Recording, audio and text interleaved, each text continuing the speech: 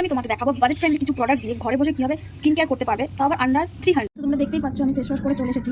আর face ওয়াশের জন্য আমি ব্যবহার করেছি হিমালয়ান নিউ ফেস ওয়াশ। তোমরা রেগুলার যেটা ব্যবহার করো সেটাই ব্যবহার করতে পারো, কোনো অসুবিধা। তো আমি ফেসটা হালকা করে একটু মুছে নিচ্ছি। ফেস তো আমাদের ক্লিনজিং করার সময় এমনি জল দিতে হবে, তোমরা চাইলে মুছতেও পারো, না মুছতে পারো। আমি প্রথমে ক্লিনজিংয়ের জন্য ব্যবহার করে নিচ্ছি আয়ুরের ডিপ ক্লিনজিং মিল্ক। এই যে এটা তোমাদের খুব বেশি পড়বে না, এটা তোমাদের 80 টাকা মতন পড়ে। এটাকে ভালো করে একটু জল দিয়ে মাসাজ করে নেবে পুরো ফেসে।